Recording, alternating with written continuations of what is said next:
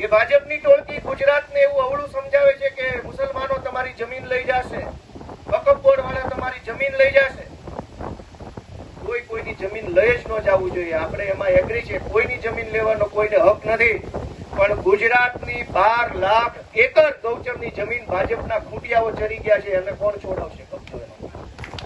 ગુજરાતની ગૌચરની ગાય માતાની 12 લાખ એકર જમીન ભાજપના ખૂંટિયાઓએ પડાવી લીધી છે.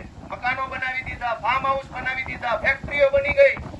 ગાય માતાના નામે રાજાઓએ મહારાજાઓએ જે જમીન ભારતની જનતાને, ગુજરાતની જનતાને આપી હતી એ ભાજપના ખૂંટિયાઓએ કબજે કરી લીધી.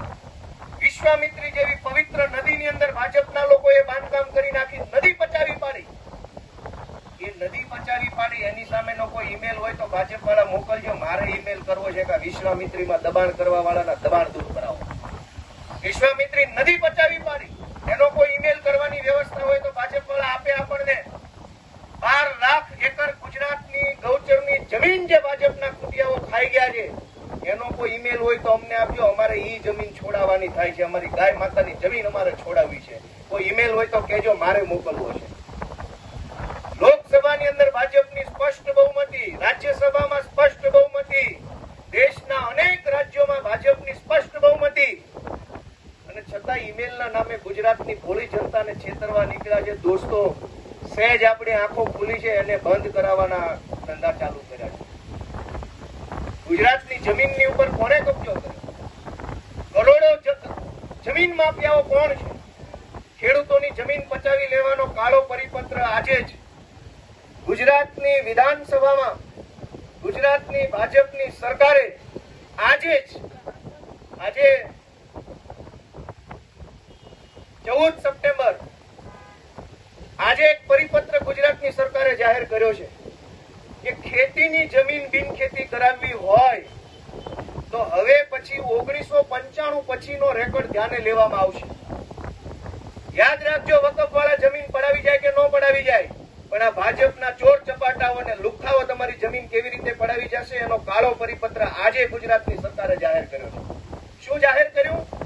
કે કોઈ ખેતીની જમીન બિનખેતી કરાવવી હોય તો 1995 પછીના ઉત્તરોત્તરના રેકોર્ડ ધ્યાને લેવામાં આવશે. એટલે કેવી રીતે? અત્યાર સુધી કાયદો એવો હતો કે કોઈ જમીન બિનખેતી કરાવવી હોય તો 1951 થી લઈ 2024 સુધીનો જમીનનો રેકોર્ડ ધ્યાને લેવો પડતો, અને 1951 થી 2024 સુધી જમીનનો રેકોર્ડ, જમીનની આખી સ્થિતિ જો યોગ્ય હોય તો જ બિનખેતી થતું. એમાં ભાજપના બિલ્ડરોને ક્યાં તકલીફ પડતી કે 1951, 52, 58, 60, 70, 68, 85, 90 સુધી તો ભાજપની સરકારો હતી નહીં.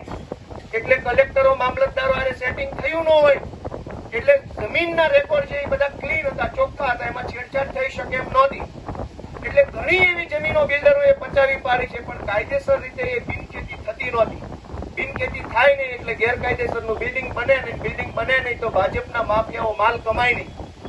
આજે ભાજપની સરકારે પરિપત્ર કર્યો કે હવે 1951 થી ધ્યાને નહીં લેવાનું, 1995 થી લેવાનું. 95 માં કોની સરકાર હતી ગુજરાતમાં? ફર્સ્ટ ભાજપ વાળાની. ભાજપના રાજમાં જે કઈ કાળા, ધોળા, પીળા, વાદળી ધંધા કરીને જમીનો ખેડૂતોની પડાવી લીધી છે, એ જમીનો પર ગેરકાયદેસર બાંધકામ કરી અને શહેરને બદસુરત બનાવવાનું કામ ભાજપ વાળા કરવાના.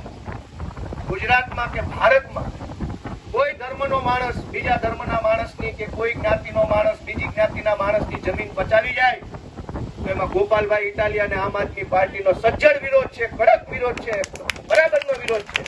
કોઈને એવો અધિકાર નથી કે બીજાની જમીન પચાવી જાય, પણ 12 લાખ હેક્ટર જમીન ગાય માતાના નામે રાજા મહારાજે આપી એ ભાજપના ખૂંટિયાઓ ખાઈ ગયા છે. એ છોડાવવા માટેનો ઈમેલ મારે જોઈએ છે.